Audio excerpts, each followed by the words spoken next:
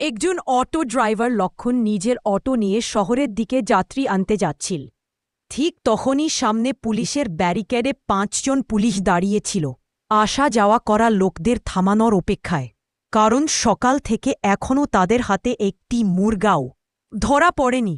লক্ষণ অটো সামনে নিয়ে যেতে ৫ পুলিশ তাকে থামিয়ে দেয়। তাদের মধ্যে একজন বড় গোফওয়ালা কনস্টেবল চিৎকার করতে করতে লক্ষণের শার্ট ধরে তাকে অটো থেকে টেনে নামায় এবং বলে, চল, ৫,০০০ টাকা বের কর, ট্রাফিক নিয়ম ভেঙেছে, জরিমানা দিতে হবে। লক্ষণ অবাক হয়ে বলে, স্যার, আমি কোনো ট্রাফিক নিয়ম ভাঙলাম? একটু বলবেন? তখন পুলিশ বলে, বা তো জরিমানা দে, না হলে থানায় চল। থানার নাম শুনেই লক্ষণ বলে, আমি জরিমানা দেব না, আমাকে থানায় নিয়ে চলুন। কারণ সেই থানাতে ২ দিন আগে তার স্ত্রী কবিতার পোস্টিং হয়েছিল। লক্ষণ নিজের অটো চালিয়ে তাকে পড়াশোনা করিয়ে এতদূর এনেছিল। তার বিশ্বাস ছিল স্ত্রী অবশ্যই তাকে সাহায্য করবে। থানায় গিয়ে তাকে একটি চেয়ারে বসানো হয়। সেদিকে ডিএসপি ম্যাডাম ফোনে কারো ওপর ক্ষোভ ঝাড়ছিলেন। এইভাবে আমার নাম ব্যবহার করতে যাবে না। আমি পদ পেয়েছি বলে তোমরা সবাই সুযোগ নিতে চাও। ভবিষ্যতে এমন আশা করো না। ফোন রেখে তিনি এসে কনস্টেবলের কাছে জিজ্ঞেস করলেন, ওকে কেন ধরেছ? কনস্টেবল বলল, ম্যাডাম ট্রাফিক রুল ভেঙেছে এবং জরিমানা দিতে চাইছে না। লক্ষণ আশাভরা চোখে স্ত্রীর দিকে তাকাল। কিন্তু কবিতা বলল, যদি জরিমানা না দিয়ে অটোগাড়িটা বাজেয়াপ্ত করো, ওকে এখান থেকে বের করে দাও। স্ত্রীর মুখে এই কথা শুনে লক্ষণ স্তব্ধ। যার পড়াশোনার জন্য সে নিজের পড়াশোনা পর্যন্ত ছেড়ে দিয়েছিল, সেই আজ তার উপার্জনের একমাত্র মাধ্যমকে বন্ধ করতে বলছে। হতাশ লক্ষণকে বের করে দেয়া হয়। সে ভেঙে পড়ে এবং বাড়ি ফিরে মাকে সব জানায়। মা তাকে মনে করিয়ে দেয়, মনে আছে, বিয়ের তৃতীয় চতুর্থ দিনেই কবিতা পড়াশোনার জেদ ধরেছিল। তখন আমাদের সংসারের অবস্থা খারাপ, তবুও জোর করেছিল পড়াশোনার জন্য। মা ছেলে দুজনেই চিন্তিত হয়। ওদের ৬ বছরে ছেলে দাদির কাছে বেশি থাকতে, কারণ তার মা সবসময় ব্যস্ত থাকতে পড়াশোনায়। কবিতা সরকারি কোয়ার্টারে থাকতে অফিস থেকে বাড়ি দূরে বলে। পরের দিন কবিতা অপেক্ষা করছিল, লক্ষণ অটো ছাড়াতে আসবে, কিন্তু সে যায় না। রাগে কবিতা ছুটে বাড়িতে যায় এবং লক্ষণ ও তার মায়ের উপর চিৎকার শুরু করে। ছেলে ভালোভাবে না দেখার অভিযোগ করে।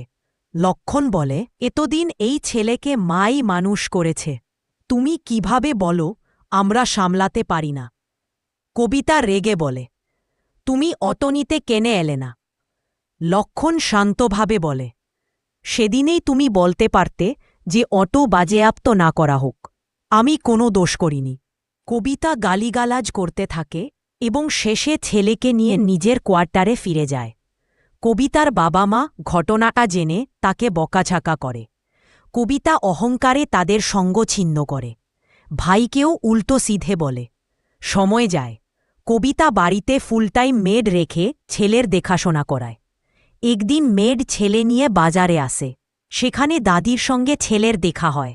ছেলে দৌড়ে দাদির কাছে গিয়ে কান্নায় ভেঙে পড়ে। দাদি, আমি মায়ের কাছে থাকতে চাই না। মায়ের সঙ্গে গাদা খারাপ আঙ্কেল থাকে, আমাকে মারে। দাদি হতবাক, কিন্তু মেয়েদের বাধা থাকায় ছেলেকে সঙ্গে নিতে পারেন না। দাদি সব কথা লক্ষণকে বলেন। পরের ছুটির দিনে লক্ষণ ও মা হঠাৎ কবিতার কোয়ার্টারে যায়। দরজা খুলতেই কবিতা ভড়কে যায়। ঘরে ঢুকে লক্ষণ দেখে বিছানায় এক যুবক শুয়ে আছে আর ছেলে অন্য বিছানায়। রাগে লক্ষণ কবিতাকে চড় মারে। সেই যুবক উঠে এসে বলে, এটা কে? কবিতা বলে, এই আমার গাওয়া নিকৃষ্ট স্বামী। সব শুনে লক্ষণ ছেলেকে কোলে নেয়। সেই আঙ্কেল ছিল কবিতার সিনিয়র, যাদের মধ্যে ট্রেনিং থেকে পরকীয়া সম্পর্ক চলছিল। কবিতা ডিভোর্সের কাগজ এগিয়ে দেয়। লক্ষণ সাইন করে চলে যায়। কয়েক দিনের মধ্যে ডিভোর্স সম্পন্ন হয়। বাড়িতে ফিরে মা পুরনো সিন্দুক থেকে একটি জমির কাগজ খুঁজে পায়। কোটি টাকার সম্পত্তি। জমি বিক্রি হয়, টাকা আসে। লক্ষণ আবার পড়াশোনা শুরু করে। মা বাড়িতে বাচার পাপড়ের ব্যবসা শুরু করে। ২ বছর পরে লাখানের সাফল্যে আসে। সে এএসপি, অতিরিক্ত পুলিশ সুপার হয়ে যায়। নিদেশে কবিতা তার সিনিয়রের হাতে ব্ল্যাকমেল হয়ে অপমান ও নিরাতনে দিন কাটাচ্ছিল। খাওয়া দাওয়া বন্ধ। একদিন এসপি লাখানের অভ্যর্থনার পার্টিতে কবিতাকে বক্তব্য দিতে বলা হলে স্টেজে উঠে হঠাৎ অজ্ঞান হয়ে পড়ে। হাসপাতালে নিয়ে যাওয়া হয়। লাখান দেখে যে কবিতা একসময় এত অহংকারী ছিল, আজ সে ভীষণ অসহায়। ডাক্তার বলেন চরম দুর্বলতা। সময় কেটে যায়। একদিন বাজারে কবিতা তার শাশুড়ির সঙ্গে দেখা করে, কিন্তু শাশুড়ি প্রথমে চিনতে পারে না। কবিতার চেহারা পুরো পাল্টে গেছে। কবিতা পা জড়িয়ে ক্ষমা চায়, কিন্তু শাশুড়ি বলে, তুই যা করেছিস তার ফল তোদের ভোগতেই হবে। কয়েকদিন পরে কবিতা সাহস করে তার সিনিয়রকে বলে, মেরে ফেল বা ভিডিও ছেড়ে দে, আমি আর তোমার সাথে থাকব না। সিনিয়র তখন তার টাকা গয়না সব নিয়ে পালিয়ে যায় এবং ভিডিও ভাইরাল করে। চাকরি যায়, পরিবার নেই, সমাজ ত্যাগ করে, ভাইও তাকে প্রত্যাখ্যান করে।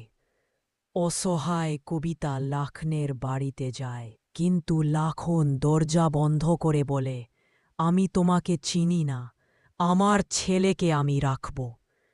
কবিতা কান্নায় ভেঙে পড়ে। পরে ভিডিও ভাইরাল, চাকরি চলে যাওয়া, পরিবারে কেউ পাশে না থাকা, এসবের কারণে মানসিক অবসাদে কিছুদিন পরেই কবিতার মৃত্যু হয়। এই গল্পের উদ্দেশ্য কাউকে ছোট করা নয়, বরং শিক্ষা দেওয়া। অহংকার মানুষকে ধ্বংস করে। ভালোবাসা ও ত্যাগের মূল্য বুঝতে হয়। বিশ্বাস ভঙ্গ করলে জীবন তছনছ হয়ে যেতে পারে।